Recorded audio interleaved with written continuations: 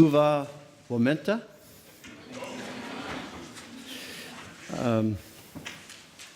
I would like to talk to you a little bit today about restaurant failure, but even more importantly, about restaurant success, which is really why we're here. A little bit about me. I was in the restaurant industry for about 15 years. I was with a chain restaurant management and then with a couple other chain restaurant managements.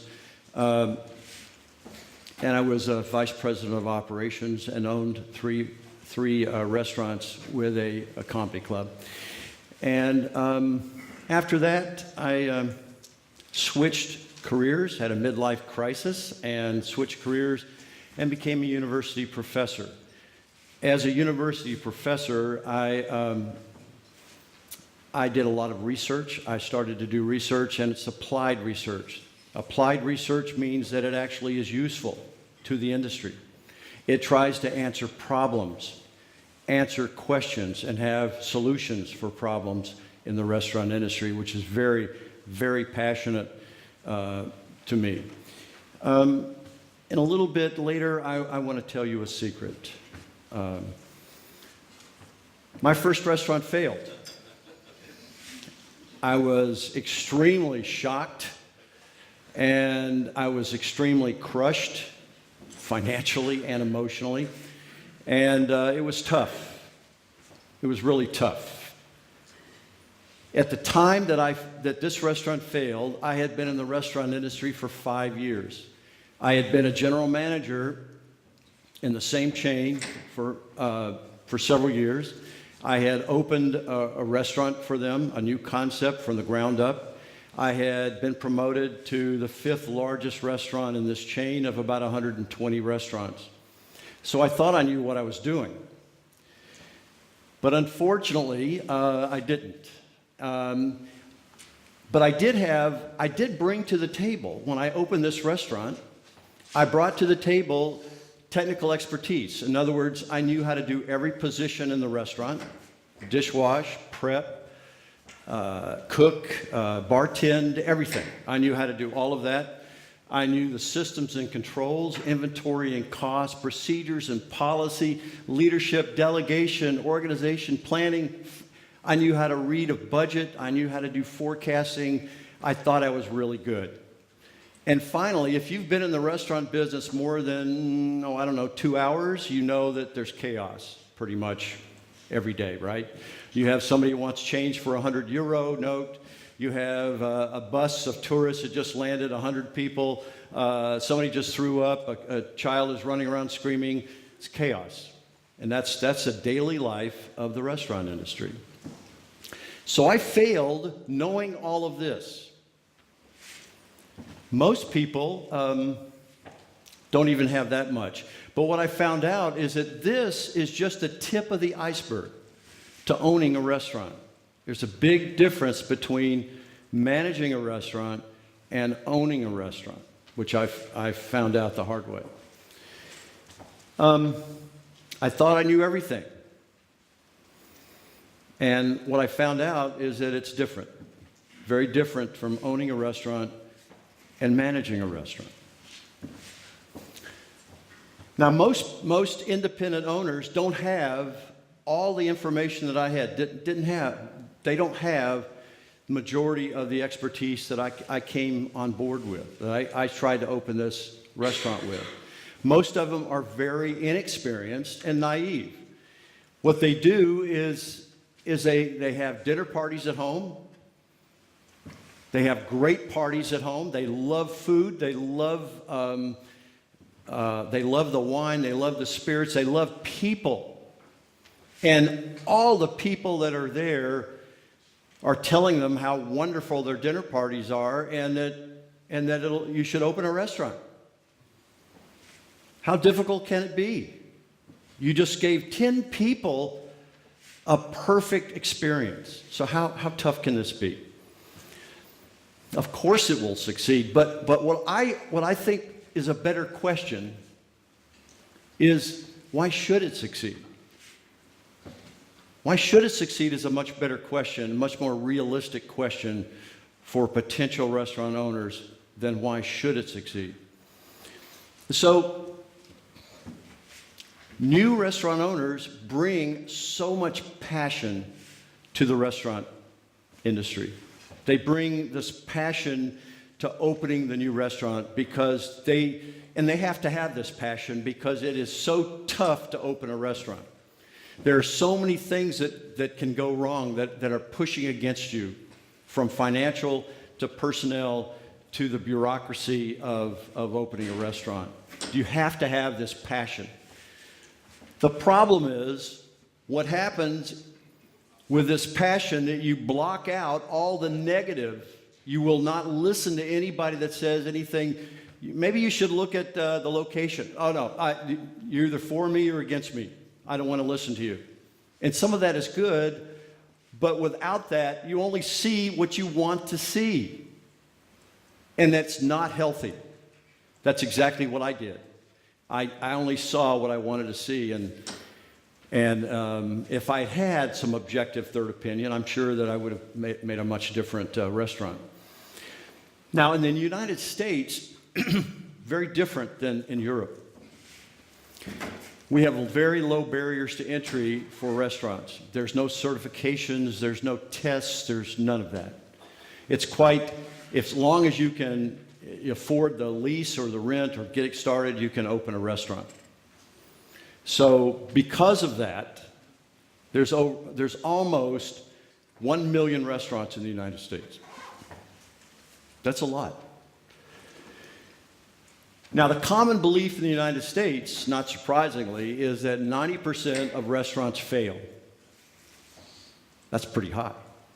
90% of restaurants, that's the common belief. That's not true, and I'm going to go into that in a minute, but that's the common belief. If you ask anybody on the street, including the media, they would probably say that 90% failure rate. But this high failure rate perception that everybody thinks doesn't stop anybody. In just the area that I'm in, that I do my research in, which is Los Angeles County,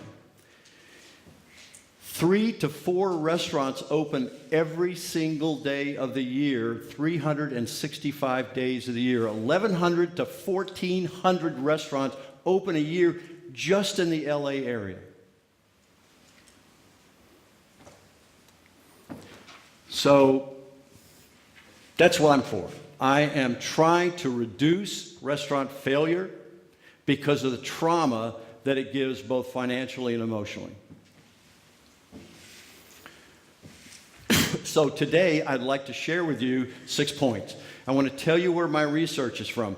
First of all, I didn't want to be, when I changed careers and went into university professor, I did not want to be one of those old guys with gray hair just kind of talking to you over a cup of coffee about how smart I am.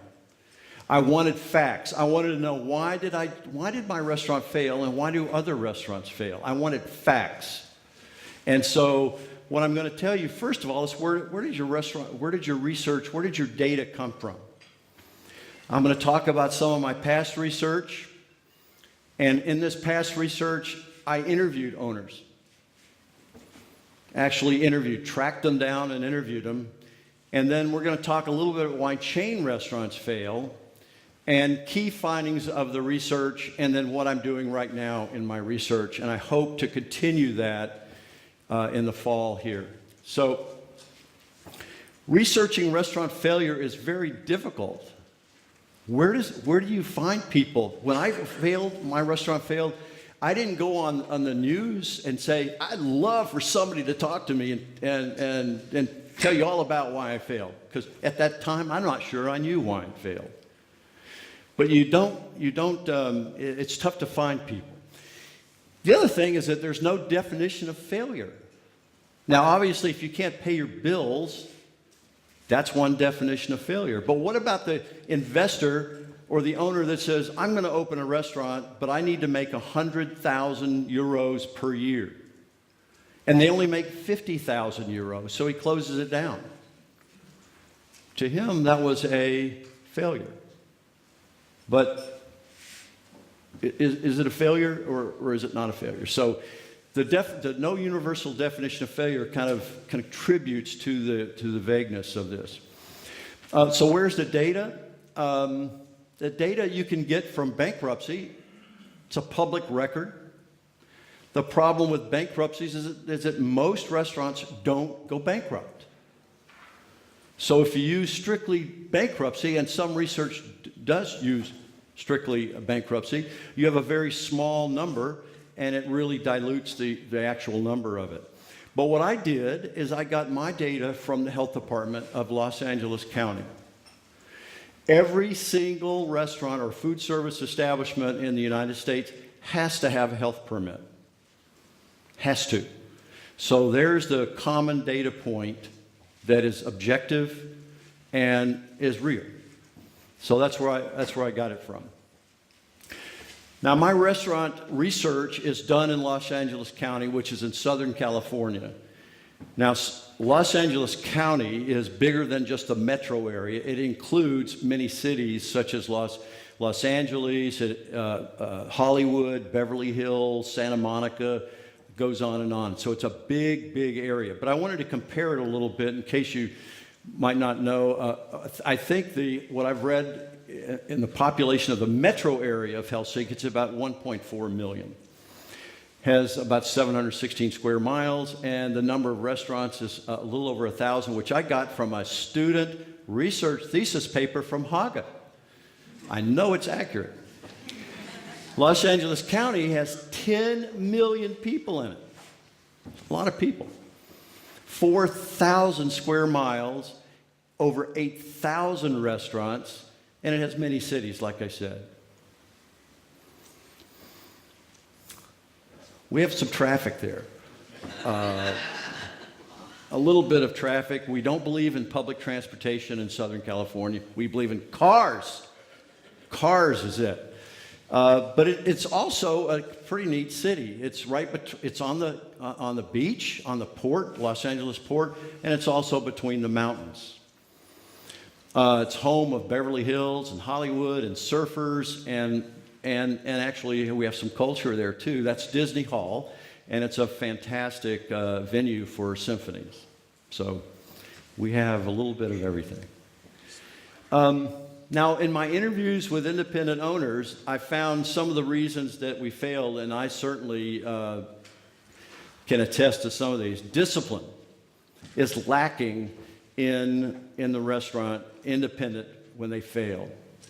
And by discipline, I mean that it's very easy to, when you're tired, because I know I worked 15 hours a day for like 2 months, and after a couple of months of doing 15-hour days, you become tired, and pretty soon you say, I really don't need to do that inventory this weekend. I think it'll be okay. I'm the owner here. I'm okay on that. So sometimes your discipline slips, not because you want it to. You know you should do it, but you're too tired. You're actually tired, and you convince yourself in a rational way that you really don't need to do that when you really do. You have no support system. If you're in a chain restaurant, if you're in a chain, you can call human resources up, find an answer. You can call legal up, find an answer. Call facilities up, find an answer. Not so with an independent restaurant. You're it. You are the smartest person in that room. Most of the I would say 95% of the owners did not do a business plan. And this is borne out in my consulting and in my other research. This is borne out. They just don't do a business plan. They just open it because they're convinced that they're infallible. They're convinced that they're going to open it successfully. They don't really know how to forecast sales. And it's tough. I mean, think about the restaurant industry. You have no idea, even in any kind of restaurant, you have no idea how many people are coming in the next day. You have no idea what they're going to order. You have no idea what they're going to spend. None. And it's even more so when you're starting from zero. It's very tough to forecast sales, but it's essential, right? You have to order the food. You have to schedule your staff. It's essential that you have good forecasts.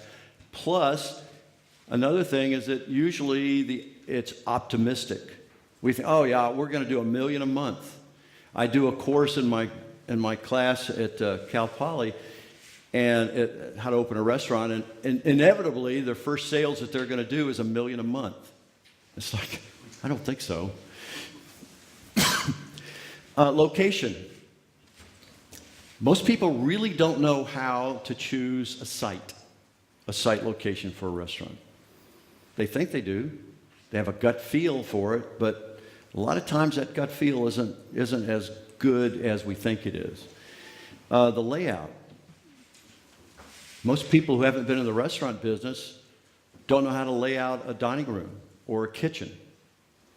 How many inches should it be from one table to another? Why should that fryer be right next to the prep table or not? How do you do that? Menu and concept. These are two areas that most new owners absolutely think they know. They know the menu and they know the concept. Unfortunately, they really don't know the menu. You know, theoretically, you're supposed to have the fewest ingredients for the maximum number of products, right? That makes sense. The concept, it's been found in my research and interviews with everybody that they think they know the concept, but if you ask them what the concept is, oh, I know the concept. But if you press them, what's the concept? They can just say their menu. Well, that's not the whole concept. The concept is really the totality of it, the holistic of it. It's the music.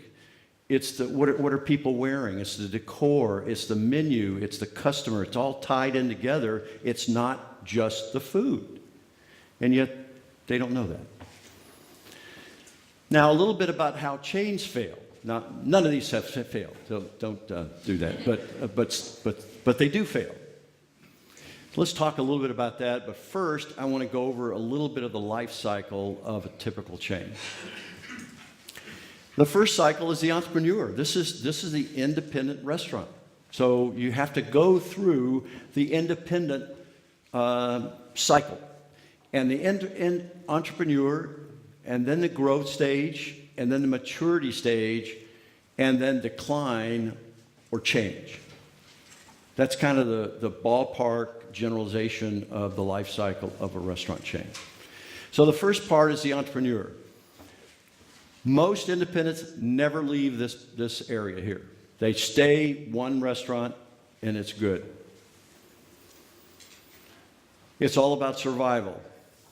Just staying open the next day. Usually you can plan for about 24 hours when you first start a restaurant because there's so many things going on. You really can't think strategically, even tactically.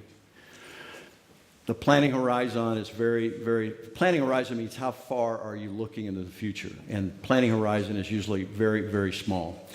Marketing, it's all word of mouth because you typically can't afford to spend money on media. Heavy burden to know everything, and this takes a real toll as far as that there's only 24 hours in a day. And you keep thinking it must be a success because it must be a success, right? A chain can kind of play around with maybe a new concept, but an independent can't. He has to succeed. The next phase is growth, and the most critical part of this is really the second and third restaurant. When you take people from your successful restaurant and bring them to the second and third restaurant, it drains some talent. And so you're really vulnerable right there. Really tough. You have to have multi-unit skills. And this is tough. I know for me, when I got promoted first time from a general manager up, it was tough to have multi-unit skills because I was so used to doing it myself. And all of a sudden I had to go through people instead of do it myself. It's tough. A lot of people can't do that. You have to delegate. You have overhead. So now the restaurant has to support not just you, the management, now it has to support all the overhead of the corporate staff, of the multi-unit staff. So there's a further drain. But the morale is fantastic during this time. fantastic because everybody's getting promoted quickly. It's a wonderful time to be in a restaurant chain when it's growing because the growth is phenomenal and the promotion ability is phenomenal. The profile of managers that they want, after a little bit, they can get sophisticated and figure out what kind of restaurant manager really is the best for their chain. And they want hard charging people that can take charge immediately because they're going to be thrown in as basically a general manager, and they can't really afford the grooming and the development of an assistant manager very long. So these are really hard charging, take charge type people. Then you hit the maturity stage when growth basically stops. Either very little growth or very slow growth. It's lost a uniqueness. When it first started, it was brand new, it was fresh ideas, and now people have caught up. The competition has caught up with you, and you no longer have this very unique restaurant. The profile changes. You no longer can afford to have the hard charging types because they've quit. They no longer fit what your restaurant chain is doing now. So now you have to have the type of assistant managers that'll be okay of being an assistant manager for 3, 4, 5 years. That a general manager may stay there his entire career as a general manager. And that's a very different type of personality. You have to spend money on media now. You have to advertise because you have to differentiate your restaurant chain. And now the focus is not on growth, it's now focused on profit. And it's a very different focus. And at this time, the founder is usually gone. Because a founder usually likes that excitement, likes that total control, and now he's no longer in control because he has to rely on a lot of people for site location and HR, and he's got all these departments, and he's usually lost interest by now and gone. Then you have a choice. The restaurant can either just continue to kind of decline, and this is tough because it's a very easy trap to get into. Your morale is going down, there's no promotions, you're not fixing things that go wrong, you're not fixing the oven, the knob that just broke off, you're just kind of letting it go. You can still operate that, use pliers. You can get that. And so it's a very easy way to continue to decline, and finally the restaurant chain just kind of closes up and dies. Or you can change. And here are the reasons for the decline, and we'll go over to the change. Increased competition is one reason that restaurant chains fail. Changing demographics. The restaurant that you put in 10 years ago, the demographics around that restaurant have changed and no longer can afford your restaurant or no longer think your restaurant is good for them. Sometimes changing needs and tastes. If you're a seafood restaurant and everybody wants to eat red meat, or red meat goes away and now seafood goes, it changes and you might be caught in that. And finally, the old restaurants that were open 5 or 10 years ago, the new restaurants have come in and a better location and are eating away the sales of that. So usually the restaurant chain failure is one of these reasons. The turnaround, the change that's necessary, the rejuvenation is necessary as you find untapped markets. I mean, look at Starbucks. That is an incredible company that has found untapped markets. They're in department stores, they're in Home Depots, they're in grocery stores, they're probably in the bathroom by the time we get out of here. They're everywhere. Refresh the concept. Red Lobster is a big chain of Darden, and they switched from fried seafood to fresh seafood. They adapted, they changed, they kept up with the times. Start a new concept and have that be your growth vehicle as your restaurant chain is mature. or acquire a new concept. So these are 4 ways that you can fight that failure. Now, my research, talk to you a little bit about my research. Data from the past research, the 4 years, the first research I did was 4 years, and 4,500 plus restaurants opened in that 4-year period of time in Los Angeles County. And I interviewed with successful and unsuccessful owners. So here are the failure rates that we found in Los Angeles County. The first year was about 25% failure rate, far different than 90%. The second year, this is cumulative, the second year was about 35%. The third year, by the time the third year, it was at 50%, and at the year 4, there was 59%. Now, after 4 years, the failure rate really declines dramatically. Here's another chart of this. You can see the different restaurants that opened, and you can see the failure rates here, but more importantly, the success rate. Success rate is pretty good. I have a colleague that did research, very similar research, same research that I did in Ohio State University in Columbus, Ohio.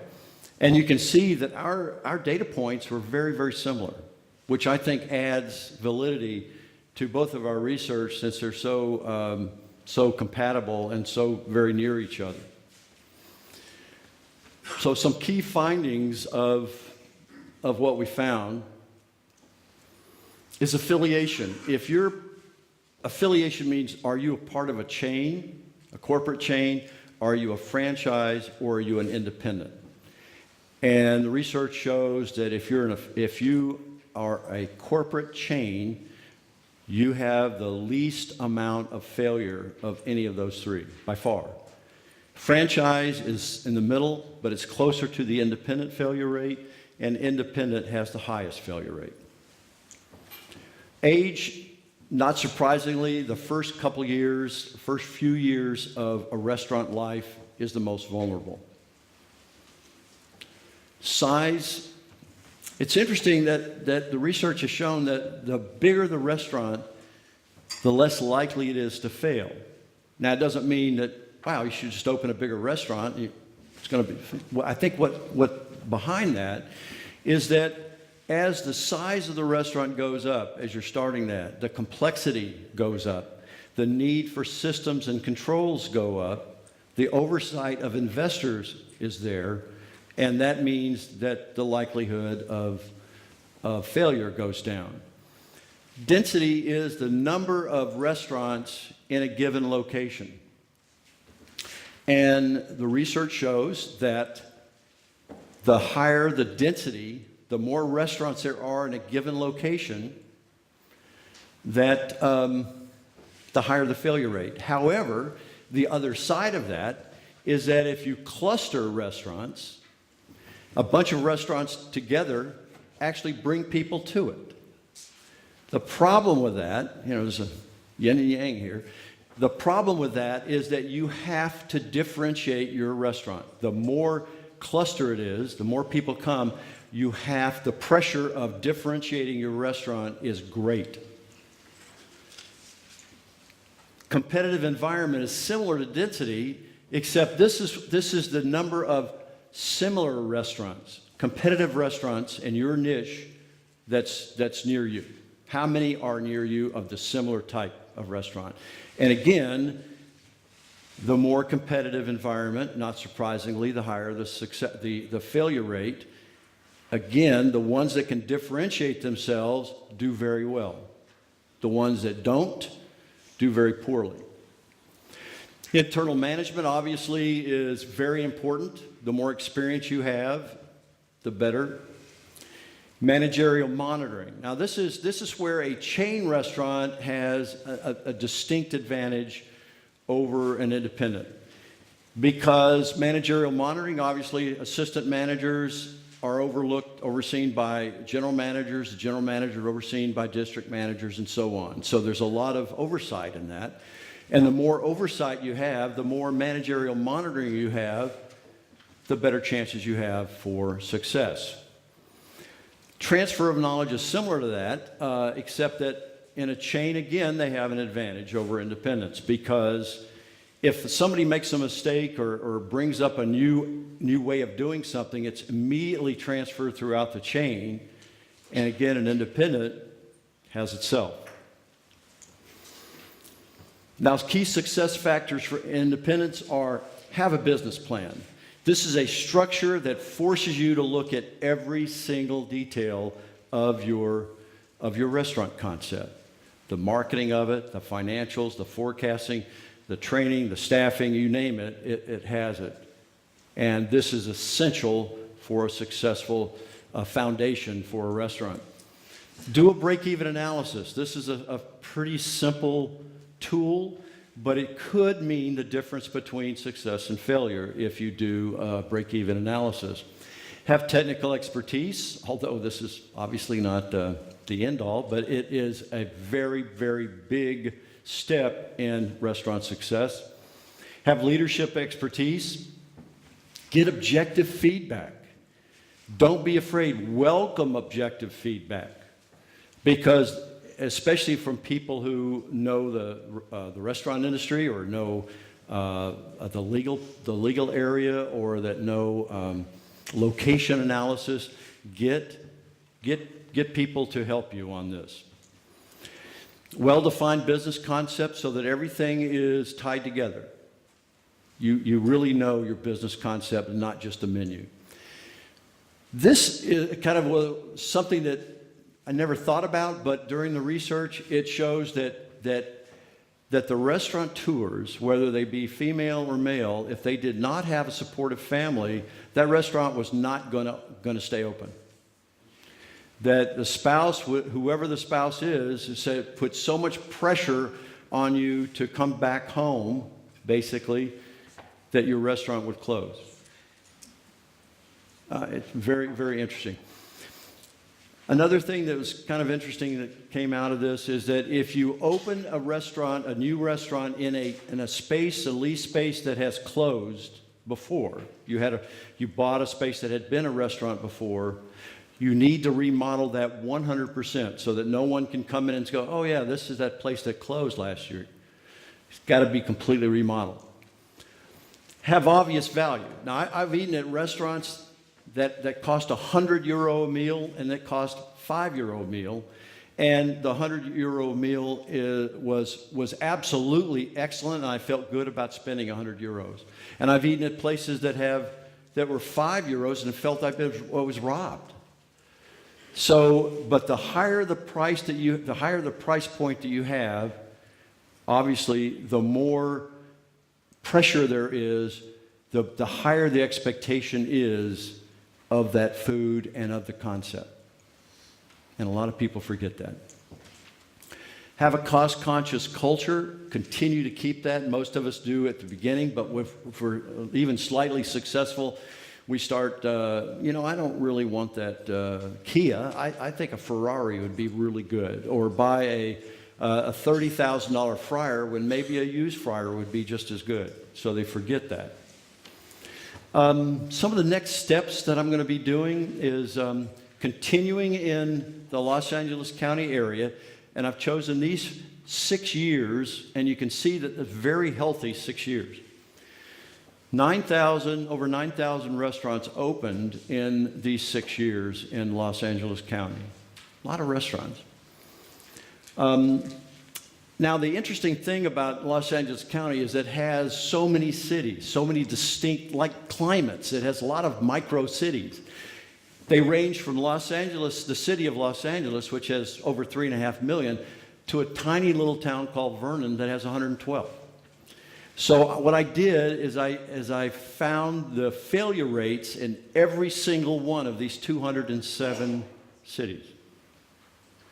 And I was interested to see, were they all pretty much the same or were they different?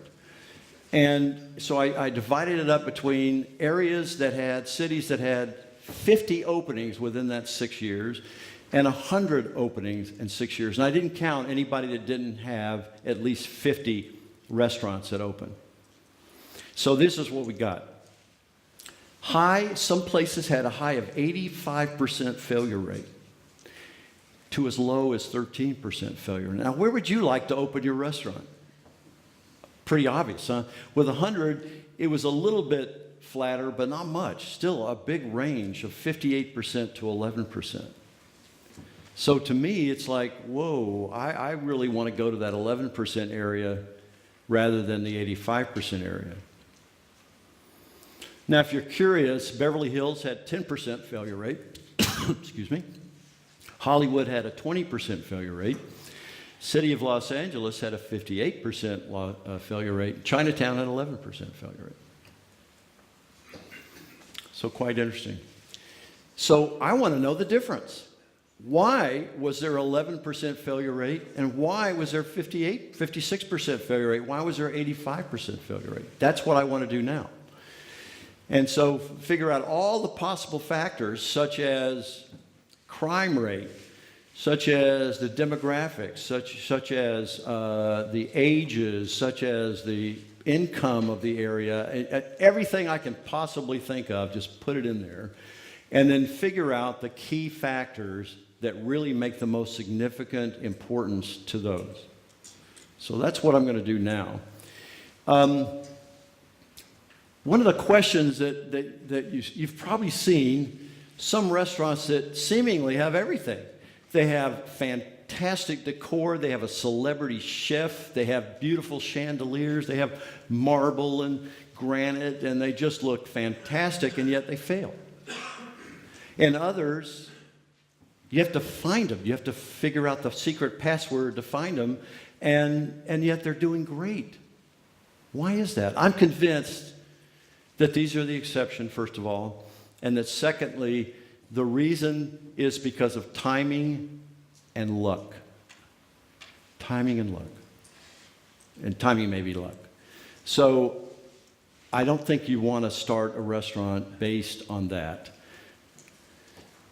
Now, failure is the opportunity to begin again, only better. One more thing, I'll be back in August, and what I'm going to do then, I would love to work with the restaurateurs in the area, the chain operators, the independent restaurant, and I will be here from August, September, October, November, and December, and would love to work with people here to figure out if Europe is the same as the United States. So, thank you very much.